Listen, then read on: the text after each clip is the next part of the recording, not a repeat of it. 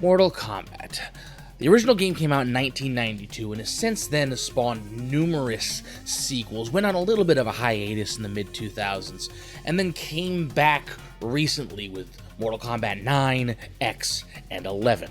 Now, if you were to ask anybody that plays this game what brings them to this game, a good majority will tell you the fighting, the characters, and the fatalities.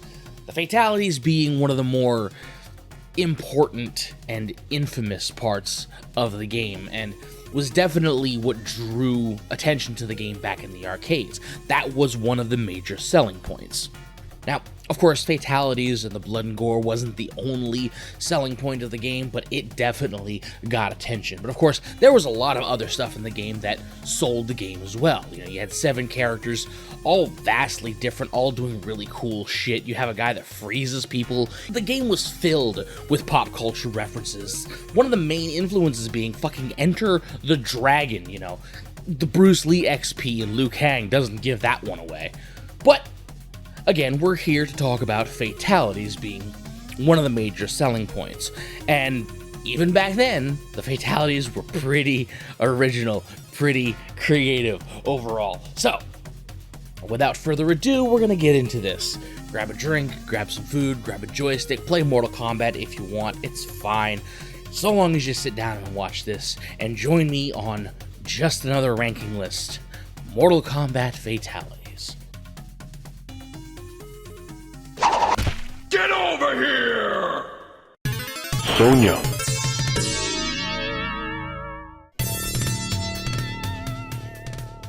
Coming in at number 7 is Sonya Blade's Kiss of Death Fatality. Now, compared to the other 6 fatalities in this game, this one is a little lackluster. It's simple, it's to the point, but there's not a whole lot of spectacle to it. It's one of 2 immolation tricks, and it mostly involves Sonya blowing a kiss at her opponent, which turns into a fireball and sets them on fire. It's creative, but compared to the rest of them, it's simple and just kind of lackluster. I enjoy it for what it is, but not much more than that. Raiden. Coming in at number 6, Raiden's Head Electrocution Fatality. Now, I'm not sure the proper name of this, that's what I'm calling it. I think the original name is like Head Pop, Head Explosion, I don't know. It's a decapitation trick. It's one of 3 in the game. It uses his aesthetic really well. You know, Raiden is God of Thunder, God of Lightning, has electric powers, and he can shock people. Of course, he's gonna use it to blow your head up. It's entertaining, but compared to the other 2 in the game, it's pretty lackluster and just not all that impactful. Liu Kang. Coming in at number 5, Liu Kang's Butterfly Kick Fatality. Now, this is one of those that most people would put at the bottom of the list because it looks plain and it doesn't kill the opponent. Nah, this one's at number 5 specifically because of that reason. Now, this one is unique. Now, I don't mean unique in the sense that, oh, you know, it's one that other characters don't have, because every character is unique in that sense. I mean unique in the sense that it doesn't kill the opponent. It merely knocks them out, like a Shaolin monk should. Again, Liu Kang is a Shaolin monk. Killing people is not in his nature. It's not supposed to be. No, because he's a Shaolin monk, he's just gonna flex on you a little bit. He's gonna do a fancy butterfly kick to your body and then give you an uppercut. It's funny, I think. It's really, I don't know. I don't know how to explain it beyond that. It's funny, it's clever, it's unique, and it doesn't kill the opponent. Hell, it's the only fatality in the game where the screen doesn't go dark.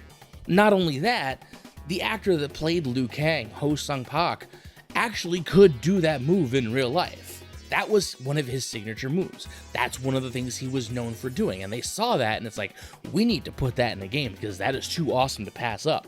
And they were right. That is fucking awesome. Kano. Coming in at number 4 is Kano with his Heart Rip Fatality. This one I actually really enjoy. I enjoy this one mostly because of the spontaneity of it. The main beats of it go as follows. Screen goes dark, Kano puts his hand towards the opponent's chest, pulls back, and then holds up their still beating heart. That's fucking theater. That's theater.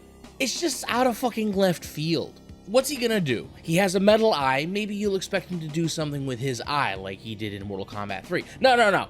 He rips your heart out and holds it up in the air, and you fall back lifeless. That is creative. That is fucking creative. Johnny Cage. Coming into the top 3 now, at number 3 is Johnny Cage with his head uppercut fatality. Now this is the second of the 3 decapitation tricks in the game, and it's also the start of a very annoying trend that permeates throughout the series from this point, which is the whole uppercut decapitation trick. In this game, this is the only guy that actually does it in the way you're seeing it. Later on in the series, everybody and their mother has one. It's something we'll cover later on, more than likely. But in this one, it's really simple, and it's kind of funny.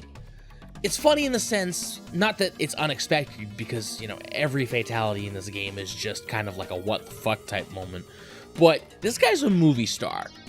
Okay, he's a Hollywood actor. He has no special moves or supernatural powers to really speak of. He can throw a green ball of energy. He can do a shadow kick where he has these after images.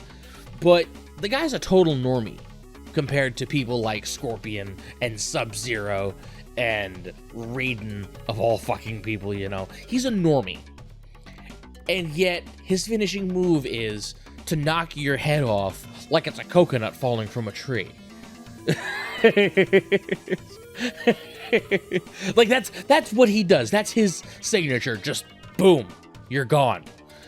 Now, the reason this one is number 3 is because some sort of quirk in the game itself, I don't know if it's a glitch or a bug, something to do with the timing of this particular fatality.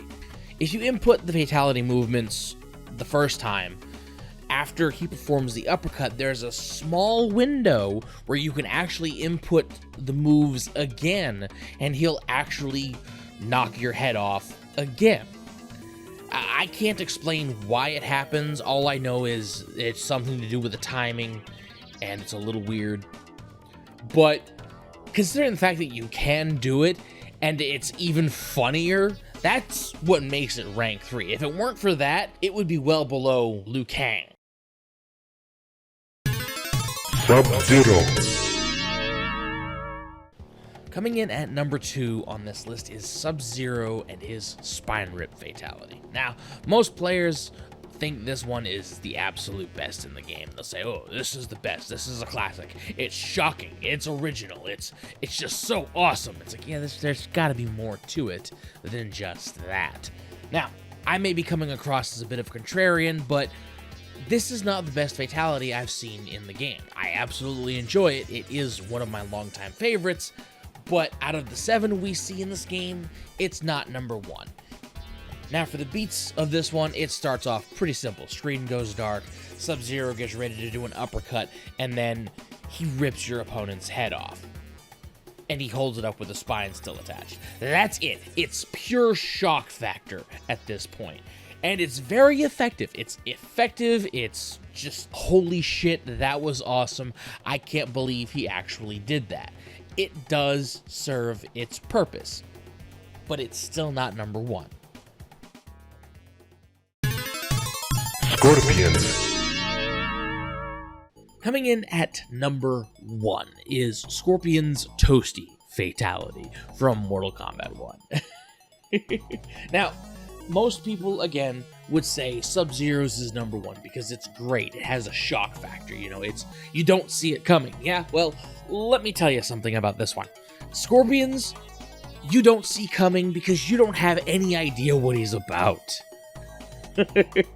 Sub-Zero's a ninja. He freezes people. You know, he's an assassin. You would expect him to do something gruesome to effectively kill an opponent. Scorpion, you really have nothing to go off of. He throws a spear, and he can teleport, and he wears yellow. He's basically the polar opposite of Sub-Zero. And there's nothing really to glean from him about that.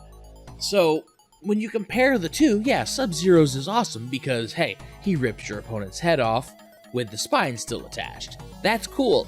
Scorpion, instead of ripping the opponent's head off, takes his own face off and proceeds to set the opponent on fire. He takes his own face off and sets the opponent on fire with his skull.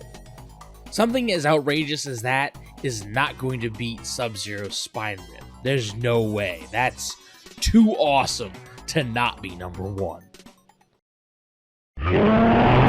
Hopefully you enjoyed the video. Hopefully you sat through and watched it all. You're not jumping around like a little cheater. You cheater, you. No, I'm kidding.